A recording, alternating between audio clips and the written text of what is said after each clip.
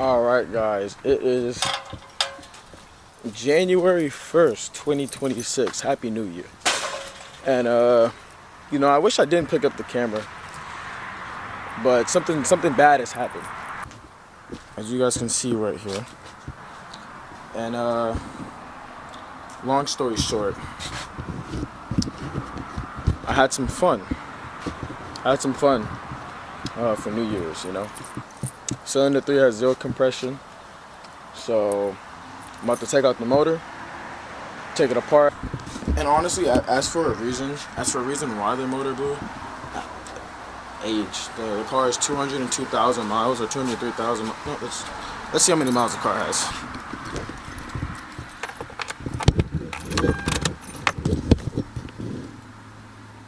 The car has a lot of miles.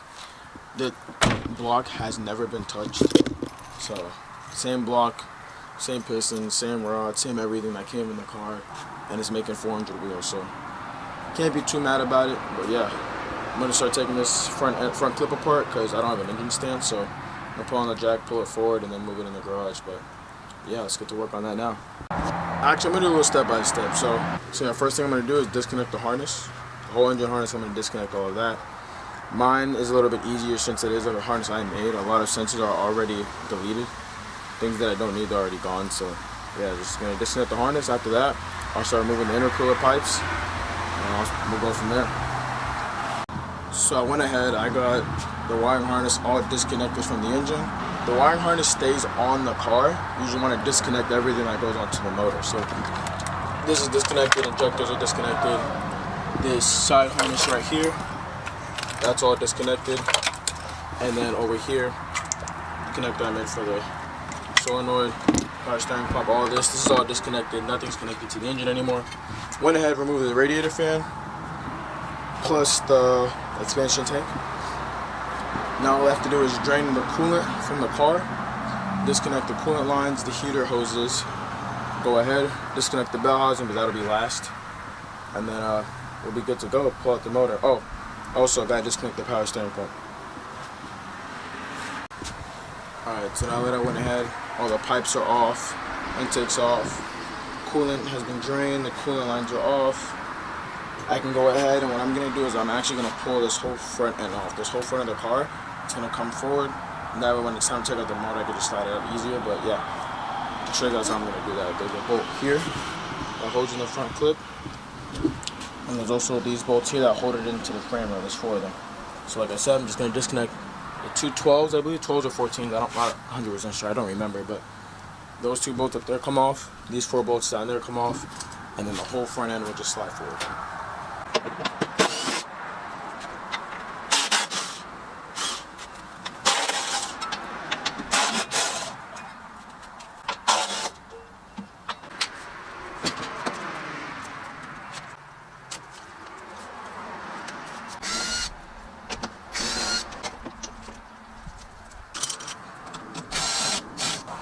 Alright, I'm going for it.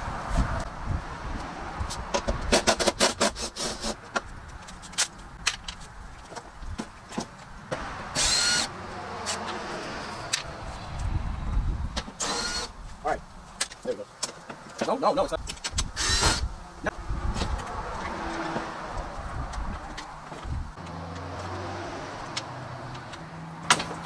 There we go. So now if I go ahead, yep, there we go. Ugh.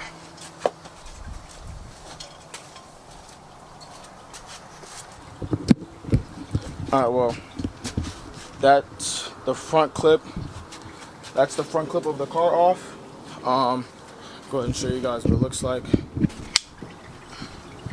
Leaves us with a lot of room, as you guys can see. It'll be a lot easier to pull out the motor just pulling the shut out forward, but now the next thing I'm going to do, I'm just going to double check, make sure everything is actually disconnected between the motor and the chassis. After that, I'll go ahead, disconnect the bell housing, and then I'll do the motor mounts. Alright, so now that I got everything disconnected, the motor is ready to come out now. The only thing that's left is the bell housing. I went ahead and disconnected the heater cord. As you can see, the wire harness is all disconnected, everything's gone. Went ahead and removed power steering lines, intercooler piping. Everything is off, the engine is ready to come off, the fuel rail, all that done. But actually what I'm gonna do is I'm going to go ahead and pull the head off first. And then once I pull off the head, then I'll go ahead and remove the block. It's just me, I wanna see something. Normally I would just take out the engine, put it on the stand, take it apart, but I want to just take off the head first and just see what we got going on in there. So let me get to doing that now. First thing I'm going to do is I'm going to go ahead and remove the coil packs, and then this heat shield. Then I have these bolts right here that I'm going to remove, and then the valve cover will come up.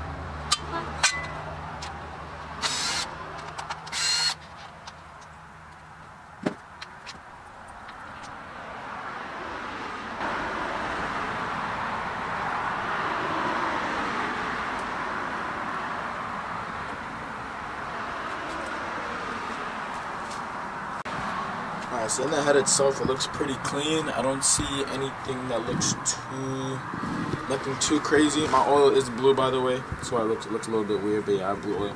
Anyways, now what I'm gonna do is take off this front cover right here. So in order to take off that front cover, what I'm going to do is remove the belt. Once I remove the belt, I'm going to go ahead and start removing the pulleys. Now, as for the bolts on the actual cover, they are different sizes. So what I do is I like to take a piece of cardboard and make like a little layout of where each bolt goes. That way when I go to reinstall it, there's no missing bolts and I'm not putting bolts in the wrong spot. Because like I said, the bolts are different sizes. Another thing is too, you have bolts under here, under your oil pan that go into this cover. Don't forget those. But yeah, I'm going to start disconnecting that.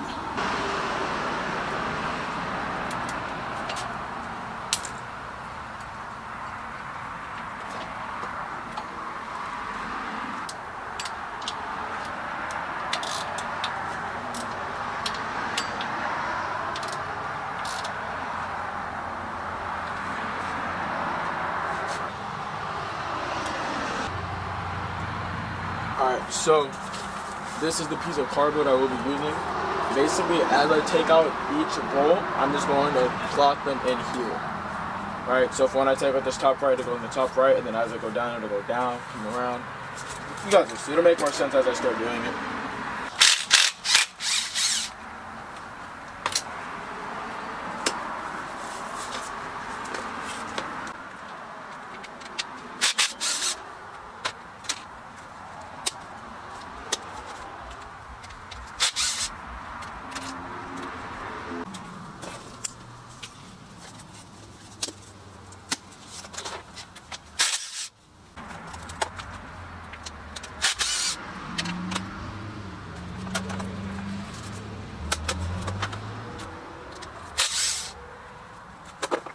Alright, so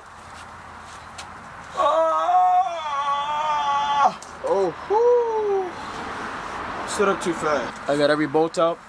This is a little layout that I made. As you guys, I don't know if you guys can tell from the back side, but the bolts are different sizes, different shapes, different sizes, things of that nature. But anyways, this is my little template that I made. So that way whenever I do go to put this back on the car, it's right here. I don't have to worry about which bolt's what, because I already know, because I made a little template for it. The next thing that I have to do is go ahead and take off this crank pulley. After that, I'll go into the car, do the bolts on the bottom. I believe they're all 10s. I believe there is 5 or 6 of them. Six or seven. Anyways, yeah, there's bolts on the oil pan side that connect to this front cover. Once I do that, then I can go ahead and get like a little screwdriver, start prying this over, or start prying it out, because there's sealant or silicone, RTV, whatever, gasket maker or whatever, that connects this together. So Gotta give it a little bit of prying.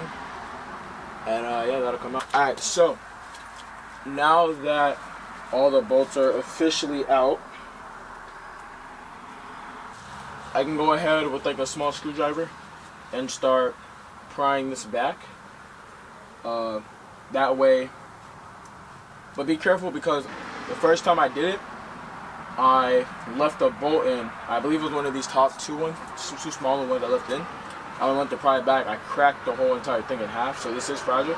So just make sure you have all the bolts out, and when you're prying it back, pry it back slowly. What?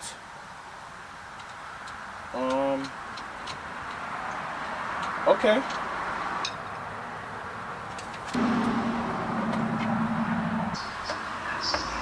Nah, bro, you're still drunk.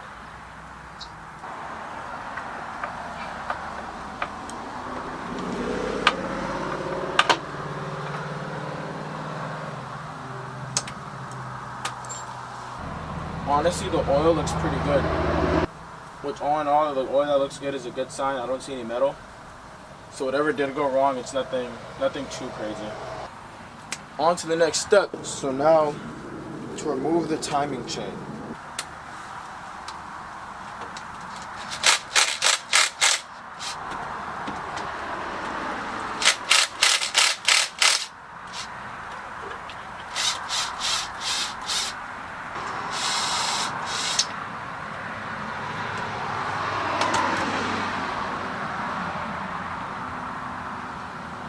These are the timing chain guides.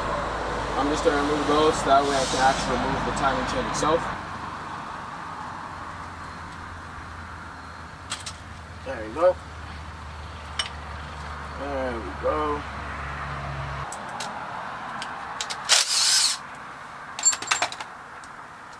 Just put these in back in by hand.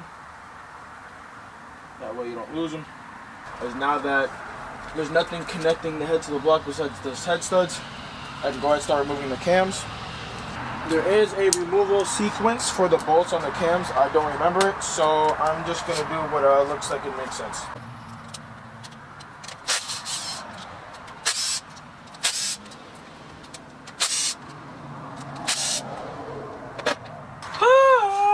These caps right here are not, like, you can't put them wherever, right?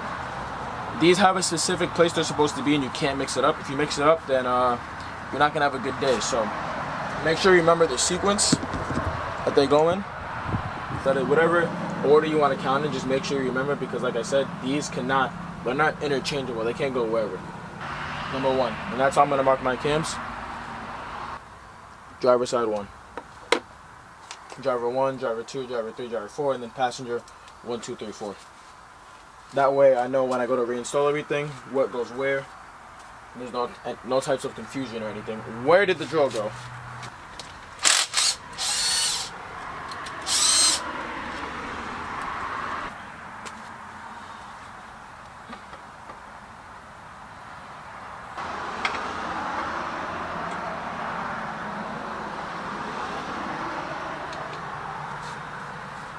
So something I just found, this right here. Notice how all the other buckets are down and this one's up. It seems like in here, no, the retainer, yeah, it looks like the retainer's failed on cylinder 3. Anyways, now that I have all of those stuff off, next I'm going to do is I'm going to start removing things that are connected to the intake manifold and exhaust manifold. Alright, so I got the majority of things disconnected. Now it's the fun part of breaking each one of these bolts loose for the ARP studs.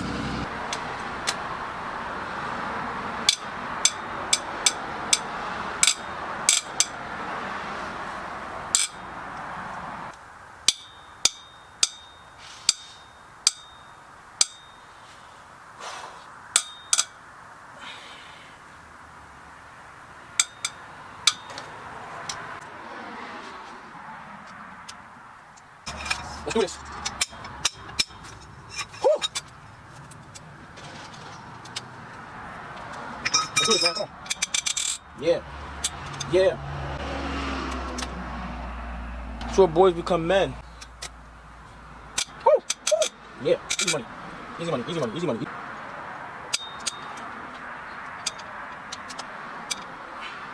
Easy money. Easy money. Easy money. Easy money. Let's go. Easy money. Come on. Easy money. Woo! Easy money. Easy money. Easy money. Let's go.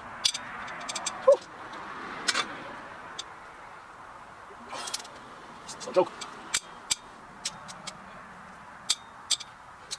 This one here no joke, man. Easy money though. Come on. Easy money, man. Easy money, no sniper. Ain't that what Kevin Durant said?